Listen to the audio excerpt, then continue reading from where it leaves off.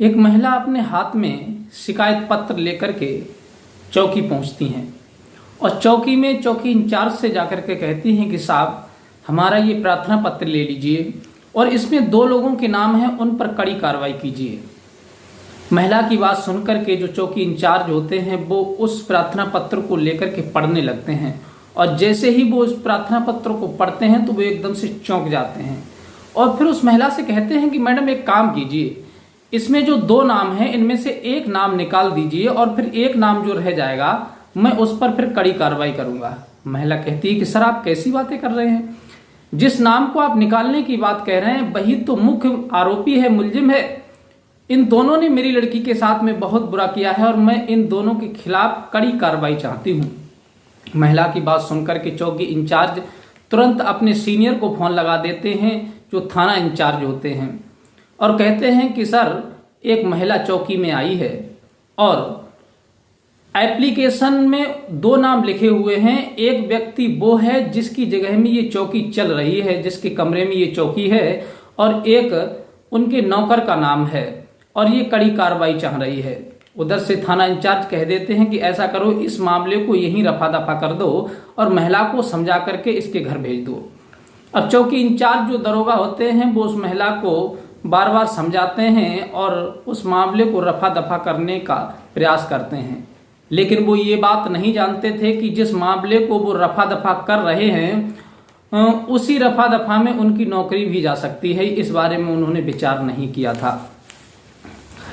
अब इधर जब वो महिला की जब कोई रिपोर्ट नहीं लिखी जाती है, कोई सुनवाई नहीं होती है, तब ये खबर रातों रात सोशल मीडिया पर वायरल हो जाती है और वहाँ लोग आकर के धरना देने लगते हैं। फिर वहाँ नारेबाजी होने लगती है, बवाल हो जाता है और ये खबर योगी आदित्यनाथ यूपी के मुख्यमंत्री तक पहुंच जाती है और फिर वो क्या कड़ा एक्शन लेते हैं ये पूरी सच्चाई आज हम आपको इस वीडियो के माध्यम से बताने के लिए जा रहे हैं, तो आप इस वीडियो को अंत तक जरूर देखें। नमस्कार प्रणाम, मैं हूँ रितेश कुमार। दरअसल आज की जो सच्ची घटना मैं आपको सुनाने जा रहा हूँ, आज की सच्ची घटना इसी उत्तर प्रदेश का एक जिला लगता है अयोध्या का ही एक थाना लगता है पूरा कलंदर क्षेत्र का एक गांव है भदरसा जो कस्बा है उसी का एक गांव है। वहां की एक रहने वाली महिला जो विधवा थी, उसके पति का 2 साल पहले देहांत हो चुका था और उस विधवा महिला की 4 बेटियां थीं और एक बेटा था और बेटा सबसे छोटा था जिसकी उम्र 6 वर्ष की थी और उनमें से सबसे छोटी लड़की थी जिसकी उम्र 12 साल की थी। उस गांव में रहने वाली एक विधवा महिला जिसके पति का 2 साल पहले देहांत हो चुका था और उसकी 4 बेटियां थीं, एक बेटा था। जो बेटा सबसे छोटा था जिसकी उम्र 6 साल की थी और जो सबसे बेटी थी जिसकी उम्र 12 साल की थी। घर में कोई दूसरा कमाने वाला नहीं था, केवल बच्चों की माँ थी और उनका जरिया केवल एक ही था, मेहनत मजदूरी करके अपने परिवार का पालन पोषण करना। वो महिला रात दिन मेहनत करती थी, अपने बच्चियों से भी करवाती थी और फिर अपनी और अपने बच्चों की अच्छी तरह से जीविका चला रही थी। एक दिन अचानक से जुलाई 2024 के अंतिम सप्ताह में उस लड़की के पेट में दर्द होने लगता है। तब वो लड़की बहुत ज़्यादा बेचैन हो जाती है, परेशान व्याकुल हो जाती है। तब उसकी माँ तुरंत उसे हॉस्पिटल में ले जाती है क्योंकि उस पर उसका दर्द नहीं देखा गया। तब डॉक्टर लोग उसका चेकअप करते हैं और चेकअप करने के बाद में जो रिपोर्ट निकल करके आती है तो डॉक्टर लोग भी देख करके हैरान हो जाते हैं, परेशान हो जाते हैं। और फिर वो डॉक्टर उस महिला के पास आते हैं और कहते हैं कि माँ जी मैं ये तो नहीं कह सकता कि तुम्हारे साथ क्या हुआ है क्या नहीं हुआ है, लेकिन मुझे कहते पर बड़ी शर्म आ रही है कि तुम्हारी जो बेटी है जिसके पेट में दर्द हुआ था, ये तुम्हारी बेटी 2 महीने की प्रेग्नेंट है। ये सुनकर के उस महिला के होश उड़ जाते हैं, एकदम से आंखें खुली रह जाती हैं और रोने लगती है कि मेरी बेटी के साथ में इतना बड़ा कांड हो गया और मुझे पता भी नहीं चला, आखिर किसने किया है मेरी बेटी के साथ ऐसा। और वो अपनी बेटी को लाड़ प्यार करने लगती है, दुलारने लगती है कि बेटा तुम मुझे ये बताओ कि तुम्हारे साथ में ऐसा किसने किया था। तब वो बेटी अपने माँ के लाड़ प्यार में आकर के कहती है कि माँ एक दिन मैं खेत से काम करके जब वापस घर की तरफ जा रही थी तो वहां मुझे एक राजू नाम का व्यक्ति मिला जो बेकरी बिस्कुट की जो फैक्ट्री है वहां पर खड़ा था और वो मुझसे कहने लगा कि तुम इधर आओ, अंदर हमारे साहब बुला रहे हैं। और मैंने कुछ सोचा विचारा नहीं और मैं उसके साथ जब चली गई तो अंदर उसका जो मालिक था, साहब था, जिसका नाम मोहित खान था, वो अंदर था और उसने मुझे कुछ खाने के लिए दिया और कुछ पीने के लिए दिया। तो मैंने वो खाया पिया और उसके बाद में मैं बेहोश हो गई। फिर मुझे नहीं पता और फिर उन्होंने मेरे साथ में बलात्कार किया। अब मोहित खान जो उसका राजू का मालिक था, जो बेकरी फैक्ट्री का मालिक है, वो उस लड़की के साथ बलात्कार करने लगा और उसका जो नौकर था राजू, वो वीडियो बनाने लगा। इधर मालिक तो बलात्कार कर रहा है, नौकर वीडियो बना रहा है। अब जब मालिक बलात्कार कर लेता है और नौकर वीडियो बना रहा था, अब उसने सोचा कि मैं भी इसके साथ कुछ करूं, मालिक ने तो कर ही लिया। तब उसका भी हौसला बढ़ जाता है और वो उस लड़की के साथ में बलात्कार करने लगता है। फिर बलात्कार वो भी करता है और फिर वह वीडियो उस लड़की को दिखाते हैं कि देखो, ये बात अगर तुमने किसी से कही और कहीं ये बात लीक हो गई तो ये वीडियो हम सोशल मीडिया पर वायरल कर देंगे, तुमको, तुम्हारे परिवार को बदनाम कर देंगे और तुम और तुम्हारी माँ कहीं मुंह दिखाने के लायक नहीं रहोगी, ना तो तुम्हारी शादी होगी। ऐसे अनेक प्रकार से उस नाबालिग सीधी सादी लड़की के लिए डराया धमकाया। उस लड़की को बहुत ज्यादा डराया, उन्होंने धमकाया कि हम ऐसा कर देंगे, वैसा कर देंगे। वो सीधी सादी लड़की नाबालिग थी, वो डर जाती है और वो सोचती है कि पिता मेरे हैं नहीं, माँ मजदूरी करती है, हम सभी बहन भाई छोटे हैं, तो आखिर क्या हो सकता है इसमें। अब वो अपना मुंह नहीं खोलती है। अब ये मुंह नहीं खोलती है लड़की, ये मामला यहीं पर शांत नहीं होता, ये आगे बढ़ जाता है। क्योंकि वो लोग जब भी लड़की उस रास्ते से जब जाती थी तो वो उस वीडियो दिखा करके उस लड़की को अपने पास बुला लेते थे और फिर उससे बारी बारी से रेप किया करते थे।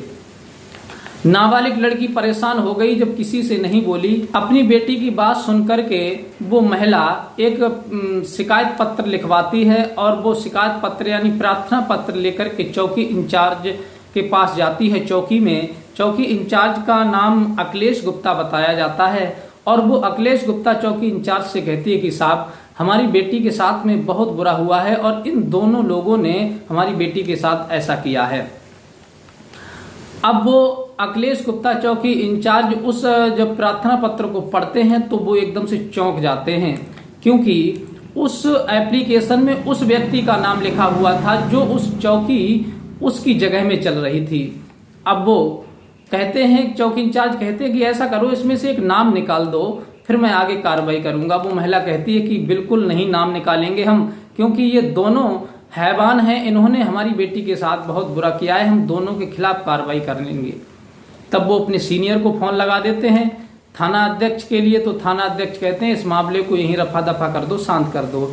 दरोगा और थाना अध्यक्ष दोनों इस मामले को रफा दफा करने में लग जाते हैं, लेकिन ये मामला यहीं शांत नहीं होता। उस महिला की कहीं सुनवाई नहीं होती, रिपोर्ट नहीं लिखी जाती है, फिर वो वहां से चली जाती है। फिर एक समाज सेवी महिला होती है, वो अपने साथ लेकर के उस विधवा महिला को और उस लड़की को थाने पहुंचती है और थाने जाकर के थाना अध्यक्ष से कहती है कि तुमने इनकी एफआईआर क्यों नहीं लिखी, आखिर बात क्या है।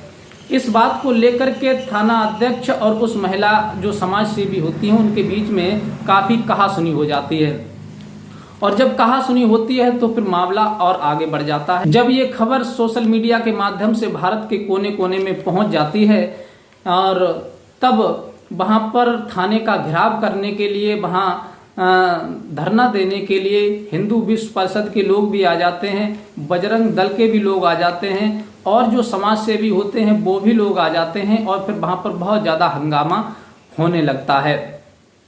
जब हंगामा होता है तो ये चारों तरफ खबर फैल जाती है, हर आदमी की नजर में ये बात पहुंच जाती है। लेकिन जब ज्यादा धरना प्रदर्शन होती है तब एफआईआर तो उनके खिलाफ लिख ली जाती है, लेकिन उन लोगों की अभी तक गिरफ्तारी नहीं हुई थी, क्योंकि बताया जाता है कि ये मोहित खान जो है ये समाजवादी पार्टी के मुख्य आदमी का ये संपर्क में है, क्योंकि समाजवादी पार्टी का ये जो भदरसा कस्बा है उसका नगर अध्यक्ष है और वहां के एक सांसद हैं जो अवधेश प्रसाद हैं, उनका ये करीबी बताया जाता है। इस वजह से उसकी अभी तक गिरफ्तारी नहीं हुई थी, लेकिन जब ज्यादा धरना प्रदर्शन हुआ तो एफआईआर तो दर्ज हो गई। लेकिन उधर जो रहने वाले एक विधायक हैं बीकापुर के, जिनका नाम अमित सिंह चौहान था, ये 2 अगस्त को उस परिवार को लेकर के उत्तर प्रदेश के योगी मुख्यमंत्री के पास आवास पर जाते हैं, हाउस पर, और वहां उनसे मिलते हैं। और फिर योगी मुख्यमंत्री उस परिवार को आश्वासन देते हैं कि तुम चिंता मत करो, इनके खिलाफ कड़ी से कड़ी कार्रवाई होगी। और फिर उत्तर प्रदेश के योगी मुख्यमंत्री सदन में भी जाकर के सबके सामने ये कहते हैं कि बड़ा ही दर्दनाक ये घटना घटी है, जो कि 12 साल की नाबालिग लड़की के साथ इस मोहित खान ने उसका बलात्कार किया है और वो 2 महीने की प्रेग्नेंट है। अब वो कड़ा आदेश दे देते हैं। और इधर विधायक की बात जब पुलिस प्रशासन सुनता है कि परिवार विधायक के साथ उत्तर प्रदेश के योगी मुख्यमंत्री के पास गए, तो काम 2 दिन में नहीं हो पाया था, वो मिल्टो मिल्ट हो रहा था। अब प्रशासन के अंदर भगदड़ी मच जाती है और तुरंत एफआईआर लिख ली जाती है। इधर एफआईआर जब लिखी जाती है और पुलिस प्रशासन जब उन दोनों मुलजिमों को ढूंढने में लग जाती है और उन्हें तुरंत गिरफ्तार कर लिया जाता है। और फिर ये जांच बैठाई जाती है कि इसकी संपत्ति की जांच की जाए कि इसके पास कितनी वैध और कितनी अवैध संपत्ति है। तब जो बिस्कुट की जो बेकरी थी, फैक्ट्री थी उसकी, मोहित खान की, जहां लड़की का रेप किया गया था, वहां मुख्यमंत्री द्वारा और प्रशासन के द्वारा बिल्डोजर भेज करके उसे तहस नहस करवा दिया, उसे वहां से ढा दिया। पता चला है इंक्वायरी में कि जो उसकी बेकरी फैक्ट्री लगी थी वो अवैध रूप से लगी हुई थी, ये गैर कानूनी थी, उसकी संपत्ति नहीं थी। और पूरी तरह से पूरी प्रक्रिया की जांच चल रही थी कि उसके पास कितनी संपत्ति है। इधर तो उसकी जांच चल रही है और उन दोनों को गिरफ्तार कर लिया जाता है, एफआईआर भी लिख जाती है। और जो चौकी इंचार्ज थाना अध्यक्ष थे उन दोनों को भी सस्पेंड कर दिया जाता है। और जो चौकी उस मोहित खान के घर में वर्षों से चल रही थी, वो उस चौकी को भी वहां से हटा करके दूसरी जगह शिफ्ट कर दिया जाता है। और ये खबर जोरों शोरों से खूब सोशल मीडिया पर वायरल हो रही है। अब जो भी नेता आता है तो वो अपने अपने बयान देता है और कहता है कि इसने एक लड़की के साथ बलात्कार नहीं किया है, इस दरिंदे ने ना जाने कितनी लड़कियों के साथ में बलात्कार किया है। ये कोई एक लड़की का गुनहगार नहीं है, इसको तो फांसी होनी चाहिए। अब उसकी सारी जगह को कुर्क कर लिया जाता है, उसकी जो फैक्ट्री है उसको तहस नहस कर दिया जाता है और उसे गिरफ्तार करके जेल भेज दिया जाता है। इससे प्रशासन ने इसके साथ जो किया, इससे ये सीख मिलती है कि जो इंसान बुरा करता है उसका नतीजा यही होता है और उसका हासिल यही होता है। उत्तर प्रदेश में न जाने एक नहीं हजारों माफिया हुए थे और भूमाफिया हुए थे, जो क्राइम करने वाले हुए थे। उत्तर प्रदेश सरकार ने उन सबको मिट्टी में मिला दिया। इसके ऊपर जो एक्शन होने से ये साबित होता है कि कोई भी अगर किसी लड़की के साथ में, नाबालिग लड़की के साथ में, किसी महिला के साथ में अगर बुरा करेगा तो उसके साथ यही हासिल होगा, उसके साथ भी बुरा होगा। अब इधर तो समाजवादी पार्टी के अखिलेश भी ये कह रहे हैं कि हम पर झूठा आरोप लगाया जा रहा है। अगर ये मोहित खान ने बलात्कार किया है, लड़की प्रेग्नेंट है, तो इसका डीएनए टेस्ट कराया जाए और फिर उसके बाद इनके खिलाफ कार्रवाई की जाए। अगर कार्रवाई ये डीएनए टेस्ट में झूठा पाया गया तो हम सभी के खिलाफ कार्रवाई करेंगे। वो अपनी तरफ से बयानबाजी कर रहे हैं और इधर से प्रशासन उनके खिलाफ जांच कर रहा है। और हम भी इस वीडियो के माध्यम से यही कहना चाहेंगे कि जो दोषी है इसके लिए कड़ी से कड़ी कार्रवाई होनी चाहिए और इससे फांसी की सजा होनी चाहिए, जिससे लोगों के आने वाले समय में सतर्क हो जाएं और उन्हें ऐसा काम करने से 100 बार पहले सोचना चाहिए कि हम गलत कर रहे हैं, अच्छा कर रहे हैं। अब आगे इसके लिए क्या सजा होगी, जनता क्या मांग कर रही है और सरकार क्या प्रावधान इसके खिलाफ रखेगी, ये पूरी सच्चाई आगे जो भी आएगी हम आपको इस अगली वीडियो के माध्यम से जरूर बताएंगे। और मिलते हैं इसी प्रकार की कोई नई सच्ची घटना के साथ। तब तक के लिए नमस्कार।